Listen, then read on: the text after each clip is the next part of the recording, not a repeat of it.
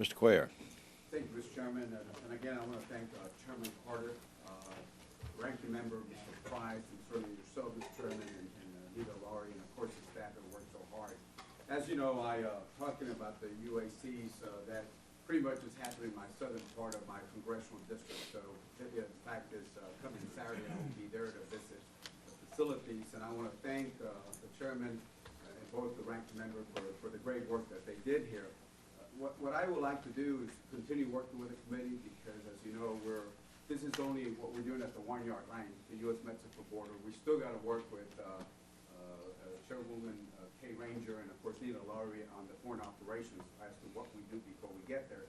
But I would like to just mention just a couple of things. You know the numbers every day in South Texas are catching 1,200 individuals, and this is the ones that they catch, and 300 to 400 are unaccompanied kids.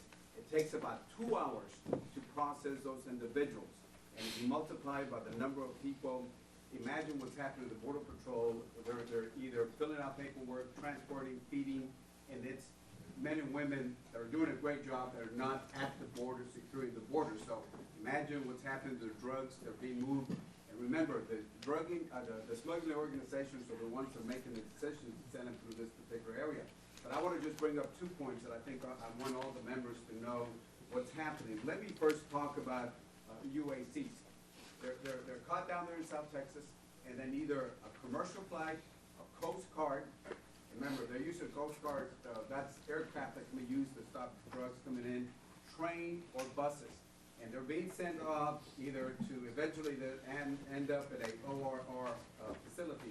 Lackland has 1,200 capacity.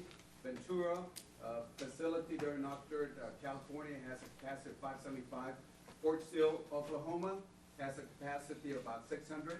Some of them are being sent off to Baltimore. They fly off to Baltimore, Washington International Airport, or Richmond International Airport. And then from there, they're sent to the Baltimore OR facility of 500. St. Paul College facility has another 500, and other ORC facilities that have not been disclosed to us.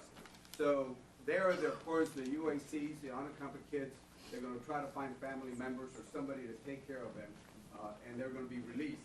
Now, the other thing that I want you to understand is the family units.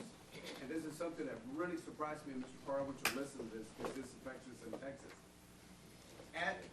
In the Laredo area, in the Laredo area, the last 18 days, they have released 2,300 members of family units, mothers and kids in Laredo, in my hometown. In the Del Rio area, about 1,000 in the last 30 days.